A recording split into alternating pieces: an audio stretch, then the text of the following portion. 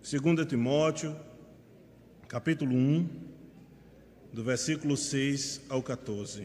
Por esta razão, pois, te admoesto que reavives o dom de Deus que há em ti pela imposição das minhas mãos. Porque Deus não nos tem dado espírito de covardia, mas de poder, de amor e de moderação. Não te envergonhes, portanto, do testemunho do nosso Senhor, nem do seu encarcerado, que sou eu.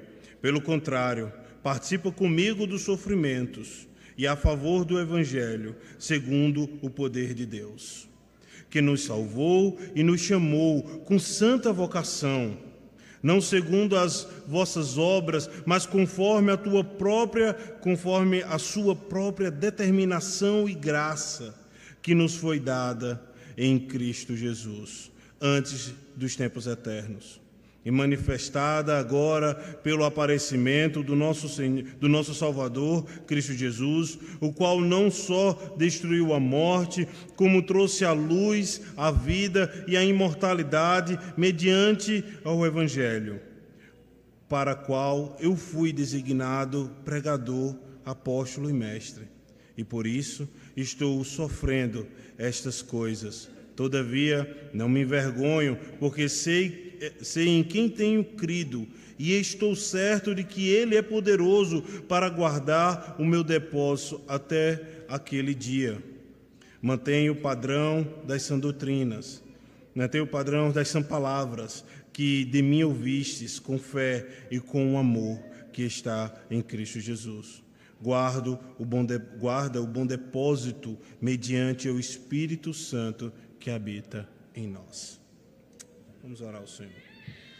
Senhor, nós agradecemos porque o Senhor não nos trata conforme os nossos pecados, não conforme as nossas falhas, mas com amor e com graça.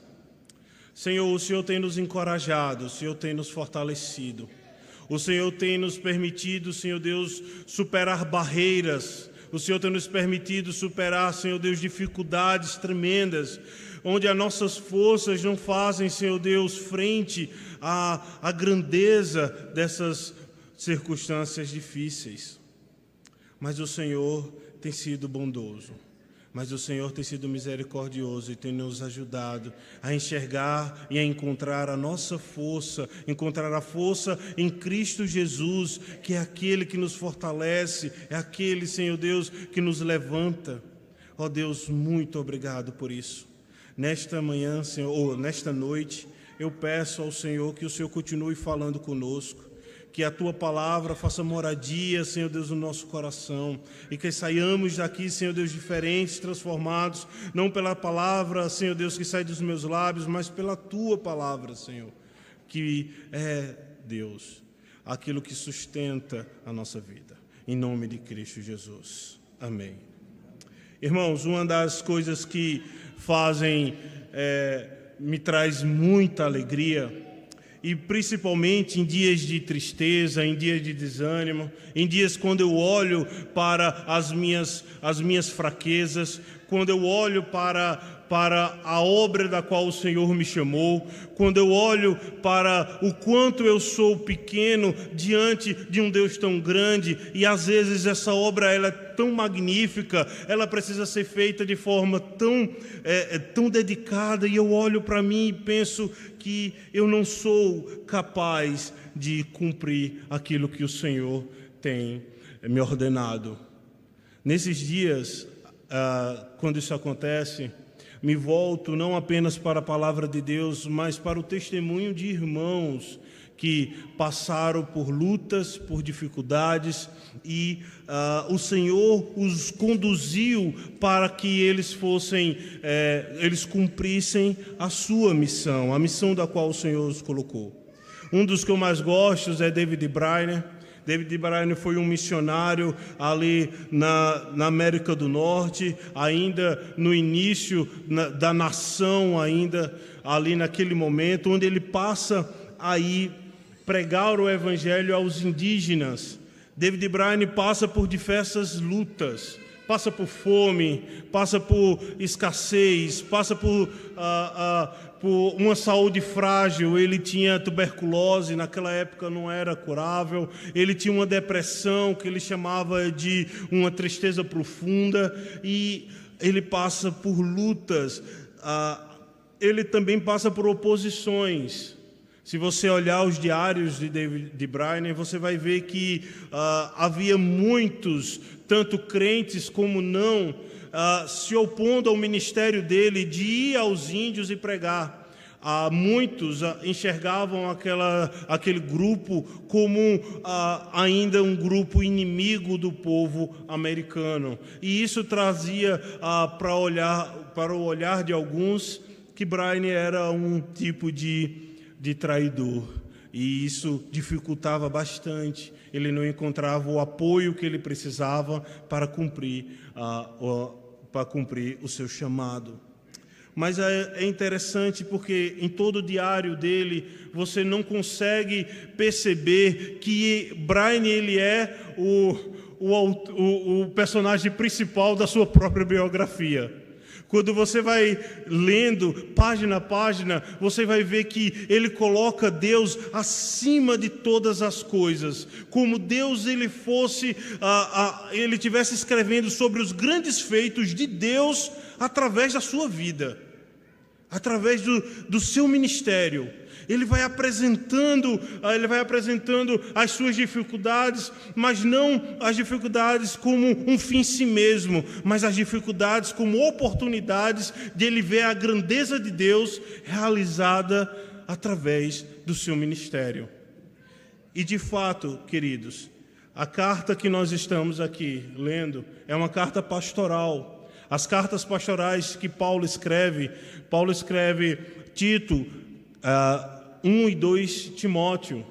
Ele escreve essas cartas em uma situação também muito difícil. Ele está em sua segunda prisão em Roma. Essa prisão é totalmente diferente da prisão que ele tinha no versículo que é descrito no capítulo 28 em Atos, que era um tipo de uma prisão domiciliar. Essa prisão agora é diferente.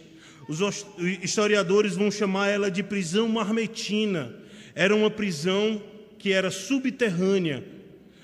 Tinha apenas na cela dele um pequeno espaço que entrava um pouco de luz, onde era introduzido ali o alimento para ele. Ficava bem próximo do tribunal romano, que era julgado todos os dias os prisioneiros, e ele está ali naquele buraco. E naquele buraco ele começa a escrever ele lembra dos seus filhos na fé, de Timóteo e de Tito, e ele passa a escrever encorajando, fortalecendo esses jovens pastores a permanecerem fiéis no cumprimento da sua vocação. É interessante, queridos, que ele escreve em um período entre 64 a 67. E por que isso é importante? Porque a perseguição contra os cristãos estava praticamente em seu auge. As pessoas, o imperador Nero tinha posto fogo em Roma e culpado os cristãos, e agora estava com Paulo como bote expiatório, como o líder dos cristãos, e eles iam matar Paulo. Paulo, nessa segunda carta, não tem mais a esperança que ele tinha na primeira de ser libertado. Ele agora entende que ele está caminhando para a morte.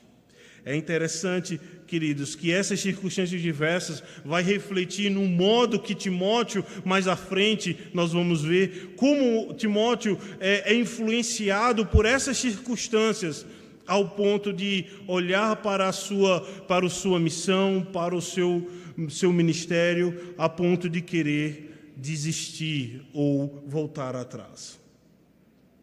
Paulo, ele sabendo muito bem disso, conhecendo seu filho na fé, ele começa a escrever, e logo no primeiro capítulo, no capítulo onde nós lemos, ele segue aquela estrutura de carta que é bem conhecida. O versículo de número 1 e de número 2, ele se apresenta e ele diz a quem ele foi chamado. Do versículo 3 até o versículo 5, nós vamos enxergar que é a saudação, a ação de graça. Ele atribui elogios à pessoa da qual é o destino da carta. Mas já nestes dois aspectos, Paulo já coloca ali encorajamento para Timóteo. Porque ele começa no versículo 3, falando sobre suas ações de graça, seus elogios, e ele vai dizer logo embaixo, no versículo 5, que ele recordava, que ele lembrava da fé que ele tinha, uma fé sem fingimento, que Timóteo tinha, uma fé no Senhor, que era alimentado, que foi apresentado por eles pela sua mãe e pela sua avó. Ou seja, ele já está encorajando a Timóteo para que ele lembrasse que a fé da qual ele creu não era uma fé vã, não era uma fé passageira, não era uma fé alicerçada em coisas, em pessoas, mas em Deus, no Senhor. Daí chegamos no texto da qual nós lemos, e é importante que a gente reflita sobre como somos encorajados à fidelidade diante da nossa vocação. E aqui eu faço um parênteses e trago a vocês um livreto. Eu chamo de livreto, mas é um livreto porque é poucas páginas, mas é um livro magnífico, um livro escrito pelo pastor Ronaldo Lidório, chamado Vocacionados. Logo, ele está se dirigindo a pessoas que são vocacionadas para o pastoreio e para a missão. Mas logo no início do livro, ele vai dizer que todos nós, crentes em Cristo Jesus, fomos chamados, fomos retirados de uma escravidão, de uma morte, e nos levantou, e nos colocou, e nos chamou para o Evangelho, nos chamou para o Senhor, nos chamou para estar diante de Deus. Então, o pastor Ronaldo Lidório vai dizer, principalmente nas cartas paulinas, todo crente ele é chamado para a pregação do Evangelho, para a oração, para a leitura da palavra, é chamado para ajudar o necessitado, é chamado para anunciar as nações. O Senhor nos chama. Então nós temos sim um chamado de Deus a cumprir. Nós temos um chamado de Deus a cumprir. O pastor Elias Medeiro, ele diz assim, do outro lado do mundo ou do outro lado da rua. Esse é o nosso chamado. Nós temos algo a cumprir que Deus nos garante. Nós vamos ver que Timóteo ele é encorajado à perseverança. Se você prestar atenção, no versículo 6, ele vai dizer assim, por esta razão, por qual razão? Pela fé sem fingimento que você tem, pela fé alicerçada no Senhor, é por esta razão, e por esta razão, pois te admoesto, ou seja, te exorto, que reavives o dom de Deus. Reavivar o dom de Deus, ela tem a intenção, a palavra, ela é a intenção de que ele foi como fosse uma chama que estivesse se apagando e ela precisava ser alimentada de novo. O que Paulo está dizendo a Timóteo, olha, reaviva, reacenda essa chama, a chama da qual você depositou a sua fé em Cristo Jesus. Reacenda essa chama. No seu coração você precisa relembrar, você precisa trazer o motivo da qual você se levanta para cumprir tudo aquilo que o Senhor te ordena. Você precisa reacender e trazer ao seu coração que o Espírito, e ele vai dizer mais adiante, o Espírito que foi colocado, o Espírito que foi depositado para ser o seu guia, para te levar a cumprir a sua missão. Esse Espírito é que te reaviva, é que te enche, é que te traz a chama que tu necessita. Ele vai mostrar que o Espírito, ele não era um espírito de covardia ou de timidez. Ele vai dizer a Timóteo que esse espírito de covardia e de timidez não era o Espírito Santo, mas pelo contrário, era uma atitude, era uma postura que Timóteo estava tendo diante das circunstâncias. Ele estava olhando as circunstâncias, ou seja, a perseguição, com uma atitude desanimada, uma atitude onde ele é tímido, onde ele está olhando para as circunstâncias como se elas tivessem, as circunstâncias difíceis, o mesmo patamar do Deus que te chamou, do Deus que te aviva. E não é dessa forma, e não é desse jeito que ele está mostrando. Talvez você possa ler a carta de Paulo a Timóteo e você pensar que Timóteo, você olha assim, rapaz, Timóteo é um homem um pouco fraco. Mas Timóteo é eu e você, irmãos. Timóteo é eu e você. Somos, por vezes, permitimos que as circunstâncias nos tirem o brilho, a alegria de servir ao Senhor.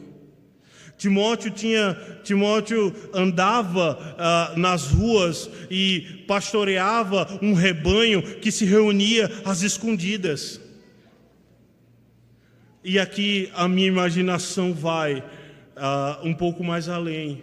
Eu penso que quantas vezes Timóteo se reunia e perguntava por algum irmão e ele disse: o irmão está sendo queimado em praça ou nas ruas. A família dele foi pega. Então, para um pastor, para um líder, para alguém que precisa estar, isso é desanimador, isso é terrível. Seu coração com certeza estava quebrado por isso. Timóteo tinha também outros inimigos internos, homens judaizantes que estavam pregando dentro da igreja, sem nenhuma autoridade das Escrituras, que para que o cristão pudesse ser salvo, precisava de Cristo e observar as festas, o alimento, a comida que foi colocado por Moisés. Ou seja, Cristo e mais alguma coisa.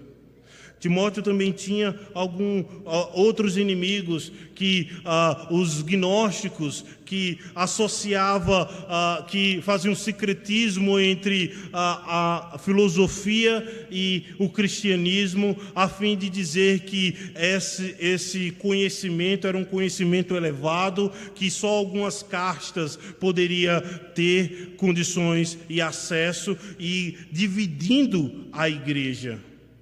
Tudo isso eram desafios que Timóteo tinha à frente.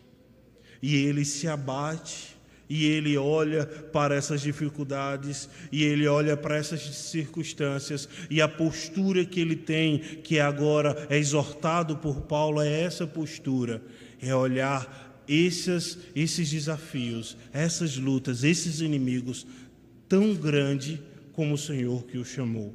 E não é dessa maneira. Paulo vai dizer assim: o Espírito da qual eu e você recebemos, aquilo que alimenta, aquilo que nos traz força, não é as circunstâncias, mas o Senhor que nos chamou, o Senhor que nos vocacionou, o Senhor que nos deu condições de estar diante do Senhor e cumprir a sua vontade.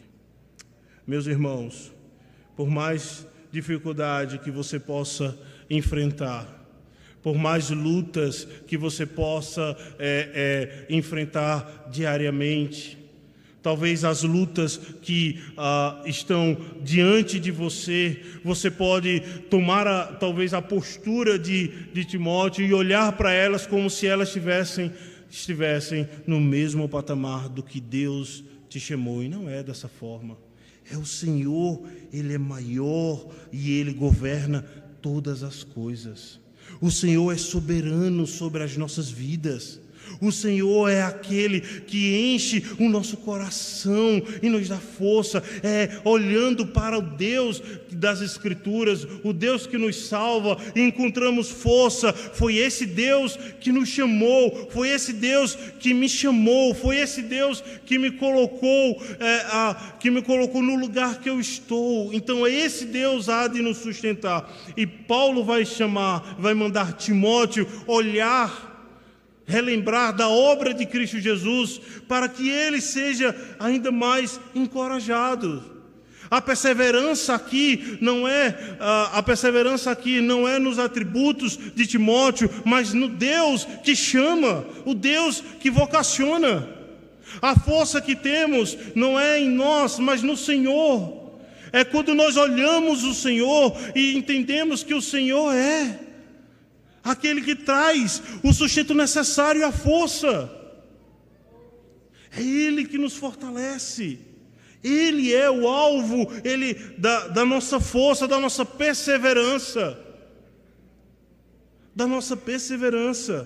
O Senhor nos chama, o Senhor nos coloca, o Senhor nos vocaciona para servir aonde? No combo, como a gente brinca lá no seminário, no combo da qual Ele nos colocou. E ali nós servimos ao Senhor.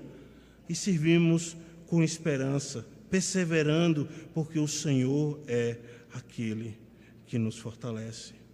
É importante lembrar, irmãos, que a segunda coisa que Paulo traz para Timóteo, a fim de encorajá-lo a perseverança, mas também a compartilhar do sofrimento de Cristo.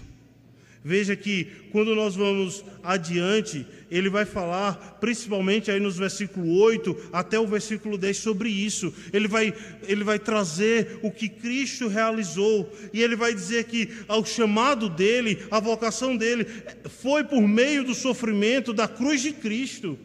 É a cruz de Cristo que traz a ele o conforto para sofrer no seu ministério. Ele vai dizer, olha, é em Cristo Jesus, é olhando para essa cruz, olhando para o que Cristo realizou, que Ele sofreu.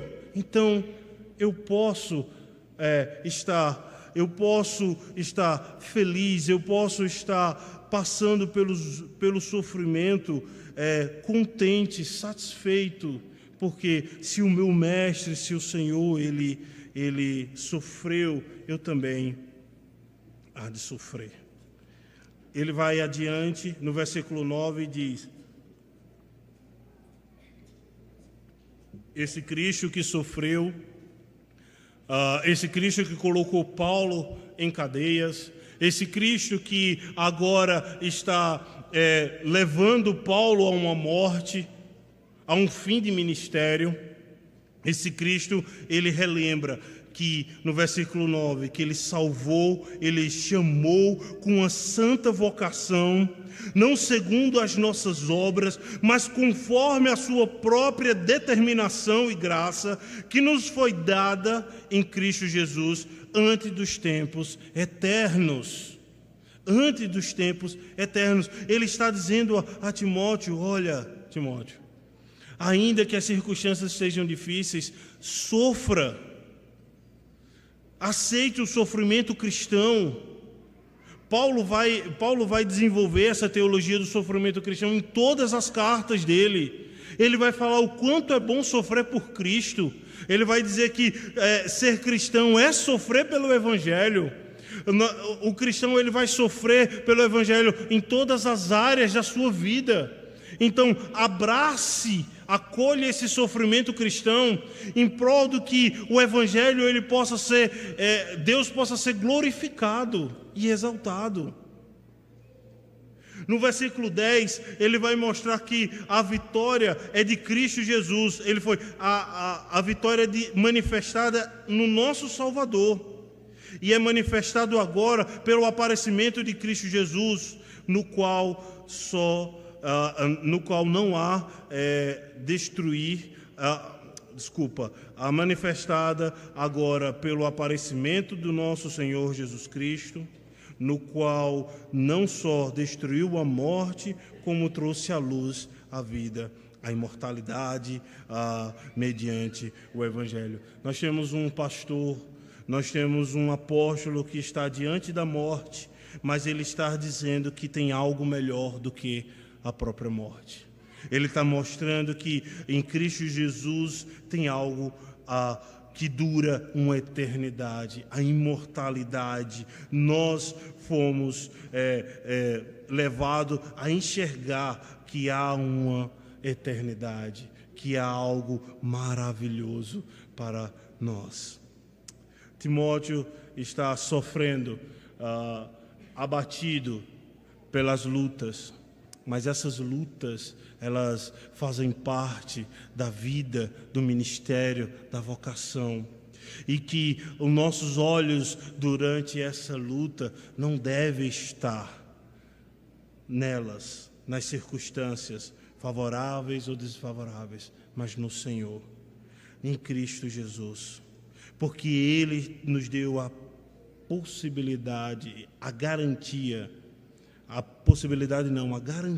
garantia de vivermos eternamente com Ele. Um outro, irmãos, encorajamento que Paulo dá a Timóteo é que ele continue fiel à sã doutrina, que ele continue fiel à palavra do Senhor. Os versículos 13 e 14, Paulo vai dizer: mantenha o padrão das sãs palavras que de mim ouvistes, com fé e com amor que está em Cristo Jesus. Guarda o bom depósito mediante o Espírito Santo que habitou em nós. O versículo 13 nos mostra que nada que há de acontecer durante a nossa vocação, durante o nosso chamado, nos dá o direito de vivermos ou de nos portarmos do nosso próprio jeito, mas seguindo o padrão da palavra de Deus. Ele diz, ele mostra a Timóteo: olha, Timóteo, é essa a palavra de Deus, mantém firme essa palavra, mantém essa palavra firme nesse mesmo padrão. Já dissemos que ele luta contra inimigos internos, contra os gnósticos e contra os judaizantes. Esses inimigos, eles distorcem a palavra de Deus para que eles pudessem viver esse cristianismo de uma forma mais, ou os agnósticos de uma forma onde eles se destacam, onde o orgulho deles estão acima. Os judaizantes colocando empecilhos, como nós vimos hoje, mediadores que não é Cristo, para que o cristão fosse salvo. Pelo contrário, depois que Paulo ele mostra a Timóteo a obra salvífica de Cristo, ele vai dizer: permanece nessa doutrina, permanece nessa palavra. As dificuldades que passamos não nos dá condições de olharmos para a Bíblia e dizer assim: o Senhor sabe. Eu não cumpro porque estou passando por isso, eu não faço, eu não vivo, eu não assumo o compromisso de obediência com o Senhor, porque o Senhor sabe do sofrimento que eu estou passando, sabe da luta que eu estou passando, sabe das mais terríveis batalhas que eu estou enfrentando. Então o Senhor sabe que não dá para estar no domingo frequentando a comunhão dos irmãos, no ajuntamento do culto ao Senhor, porque o Senhor sabe das dificuldades que eu estou passando. Eu não oro, eu não leio a minha Bíblia, eu não medito, porque o Senhor sabe que eu não tenho tempo, porque as dificuldades que eu passo, o meu dia a dia, eu preciso sair para trabalhar, eu tenho a minha casa para arrumar, eu tenho os compromissos para fazer, isso não dá tempo. O Senhor sabe das dificuldades que eu estou enfrentando. Irmãos, eu não sou fiel nos dízimos e nas ofertas, porque o Senhor sabe o quanto o Brasil está passando por dificuldade. O quanto nós vamos no supermercado e está cada dia mais caro. Então o Senhor sabe. Paulo está nos mostrando, e mostrando a Timóteo, que a palavra de Deus, ela está acima das circunstâncias adversas. A palavra de Deus, ela está acima das dificuldades. É aos pés do Senhor que clamamos a Deus. É aos pés do Senhor que buscamos no Senhor cumpri-la, fazê-la viva em nossas vidas. Queridos, é importante entendermos que não devemos desanimar, não devemos nos deixar abatido, covarde, uma postura de rendição diante dessas dificuldades, mas felizes, animados, porque Deus nos escolheu. Irmão, se o Senhor não tivesse te abençoado com mais nada, saber que viverá eternamente com o Senhor já é fruto da maior das alegrias, já é fruto do sorriso no rosto, já é fruto de você levantar e você conseguir ser perseverante. Devemos sim, irmãos, abraçar o sofrimento. Devemos sim olhar para o sofrimento de Cristo Jesus e dizer: o Senhor foi fiel até o último momento e continua fiel, cumprindo o seu propósito. Eu também irei. Eu também passarei por esse sofrimento. Eu passarei por essas lutas.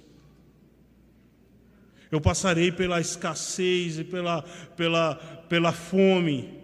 Eu passarei pela nudez, eu passarei pela falta de perspectiva, eu passarei pelas enfermidades.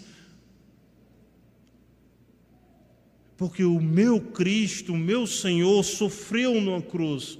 E se ele é o cabeça, como diz a música do Logos, se o cabeça teve sua cabeça espetada por uma coroa de espinhos, que dera eu, que sou o seu servo, não passar pelos sofrimentos. Seja fiel à palavra de Deus. Continue fiel à palavra do Senhor. Tenha ela como sua regra de fé e prática. Essa frase, regra de fé e prática, não é uma frase de homens mortos, mas é como define a palavra de Deus. E o lugar da palavra de Deus em nossas vidas como seu povo. Ela é, sim, irmãos, a regra de fé e prática para as nossas vidas. E não é as circunstâncias que vão balizar o quanto ela é e o quanto ela não é em todo o tempo. Meus queridos, David Brainerd passou por muitas lutas, abraçou o sofrimento, continuou fiel, mas em nenhum momento David Brainerd reconhece que ele fez isso à parte de Deus. Precisamos estar buscando ao Senhor. Precisamos encontrar no Senhor a força necessária para continuar encorajados, continuarmos perseverantes, fiéis a Deus e passar pelo sofrimento sem pecar, sem murmurar, sabendo que o Senhor tem guardado para nós uma eternidade com Ele. Que Deus os abençoe, meus irmãos.